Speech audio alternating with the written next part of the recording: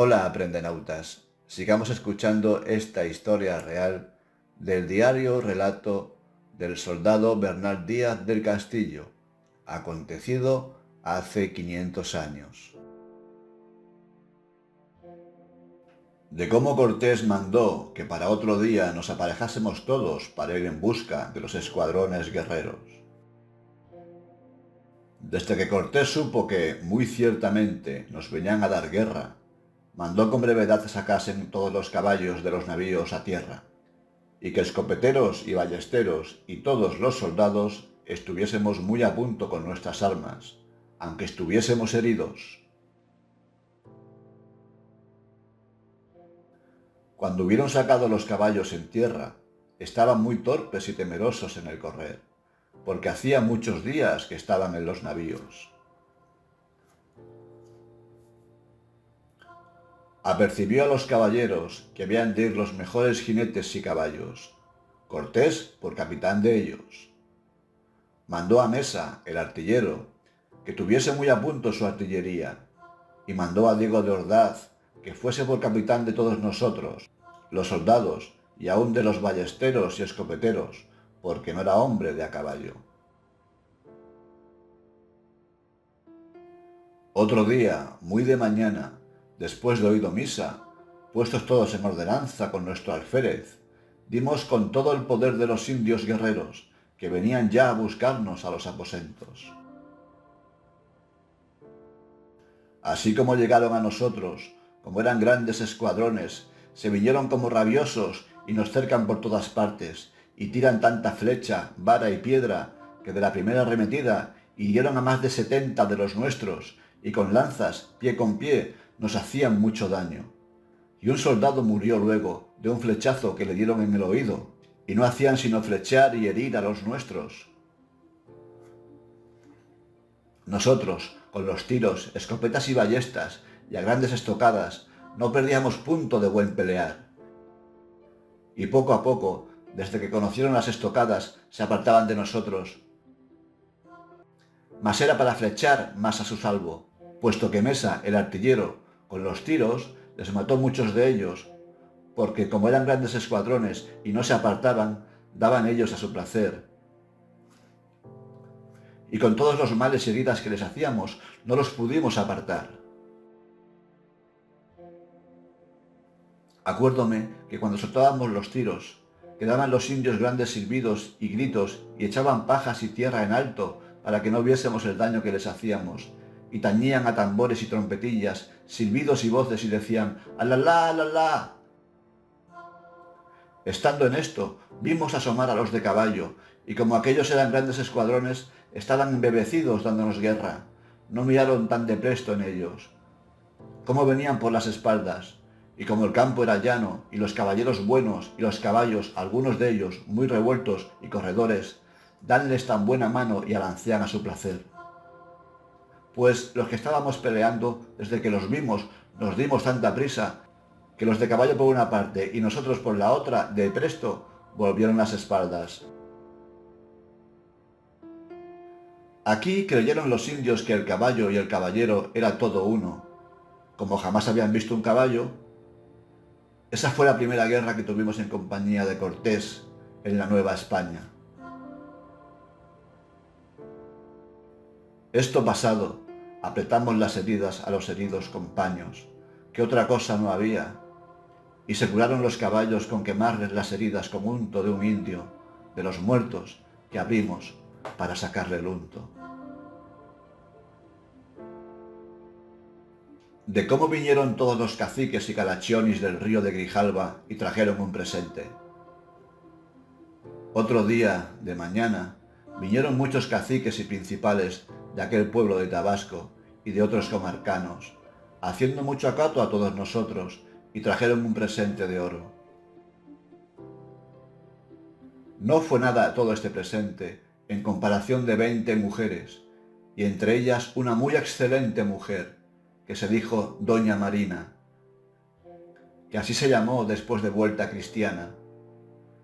Cortés recibió aquel presente con alegría, y se apartó con todos los caciques y con Aguilar, el intérprete, a hablar, y les dijo que por aquello que traían se lo tenía en gracia, mas que una cosa les rogaba, que luego mandasen poblar aquel pueblo con toda su gente, mujeres e hijos.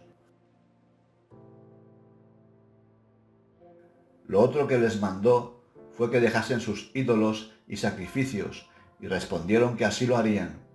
Y les declaramos con Aguilar, lo mejor que Cortés pudo, las cosas tocantes a nuestra santa fe, y cómo éramos cristianos y adorábamos en un solo Dios verdadero. Se les mostró una imagen muy devota de Nuestra Señora con su Hijo precioso en los brazos, y se les declaró que aquella santa imagen reverenciamos. Después les dijo, ¿cuál fue la causa por que nos dieron guerra, 3 veces requiriéndoles la paz? Respondieron que ya habían demandado perdón de ello, y estaban perdonados, y que el cacique de Champotón, su hermano, se lo aconsejó, y porque no les tuviesen por cobardes, que se lo reñían y deshonraban porque no nos dio guerra cuando la otra vez vino otro capitán con 4 navíos, según parece decíanlo por Juan de Grijalva, y también el indio que teníamos por lengua, que se oyó una noche, se lo aconsejó, que de día y de noche nos diesen guerra. También les preguntó de qué parte traían oro y aquella joyezuela.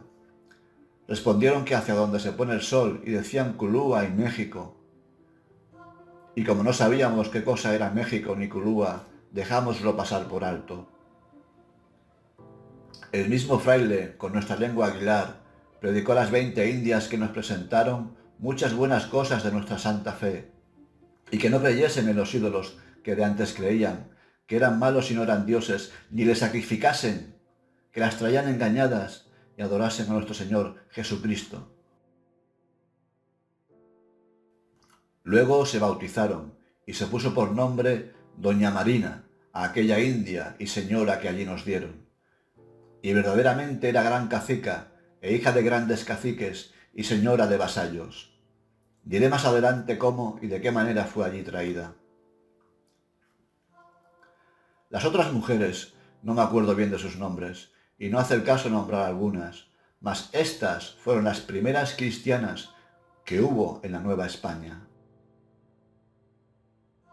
Y Cortés las repartió a cada capitán la suya, y a esta, doña Marina, como era de buen parecer y entremetida y desenvuelta, dio Alonso Hernández Puertocarrero. Y cuando fue a Castilla, estuvo la doña Marina con Cortés, y hubo en ella un hijo, que se dijo don Martín Cortés. Nota de un servidor, Roberto González Fernández. Doña Marina fue entregada por ser esclava de los indios, así como el resto de mujeres. Una vez más, se puede ver que, con la unión de doña Marina y Cortés, dio como fruto un hijo, Martín Cortés. De aquí se deduce que la política de la corona era en todo momento la integración y el mestizaje, reconociendo a los hijos de estos matrimonios como iguales al resto de cristianos. ¿Ocurriría lo mismo en el mundo anglosajón? ¿En el lejano oeste? ¿Aceptarían los norteamericanos a los matrimonios e hijos entre ellos y los indios en aquella época? Sigamos. Antes de que meta más mano en lo del Gran Moctezuma y su Gran México y mexicanos, quiero decir lo de doña Marina. Cómo desde su niñez fue gran señora y cacica de pueblos y vasallos. Es de esta manera que su padre y su madre eran señores y caciques de un pueblo que se dice Painla. Murió el padre quedando muy niña, y la madre se casó con otro cacique, y hubieron un hijo, y según pareció, queríanlo bien al hijo.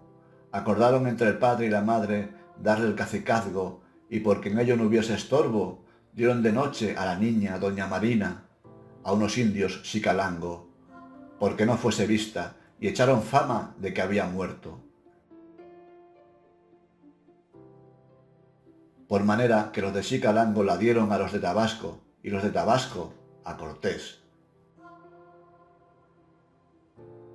Como doña Marina, en todas las guerras de la Nueva España, Tlaxcala y México, fue tan excelente mujer y buena lengua, como adelante diré, la traía siempre Cortés consigo, y la doña Marina tenía mucho ser, y mandaba absolutamente entre los indios en toda la Nueva España. Nota de un servidor. Es injusto tratar a doña Marina de malinche o traidora. Ella había sido entregada como esclava por sus propios padres a otros pueblos, los de Chicalango, que la dieron a los de Tabasco, y los de Tabasco a Cortés. Cortés la liberó y tuvo un hijo con ella, y como se puede leer, llegó a ser una mujer empoderada en aquella época. Cito: Marina tenía mucho ser y mandaba absolutamente entre los indios de toda la Nueva España. ¿Cómo culpar a una mujer que los nativos habían esclavizado? Además, en aquella época no existía el actual México. Lo que había eran diferentes tribus, que muy a menudo eran enemigas entre ellas. Para doña Marina, aquellos indígenas no eran más que unos extranjeros que la habían esclavizado. La conquista va unida a doña Marina y a tantos pueblos indígenas que decidieron aliarse con los cristianos, hartos del dominio, impuestos y sacrificios que les imponían los mexicas.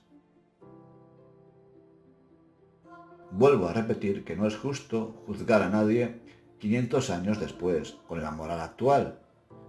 Simplemente trato de exponer la situación y motivos por los que cada cual hizo lo que hizo. ¿Para qué inventar historias para películas cuando tenemos estos magníficos relatos reales de la historia que nos une? En la descripción tienes el enlace al audiolibro y libro de esta magnífica epopeya. Espero que este audiolibro, además de entretener, sirva para empezar a darnos la mano a uno y a otro lado del charco. Vienen muchos más relatos impresionantes. Os recomiendo que no os los perdáis.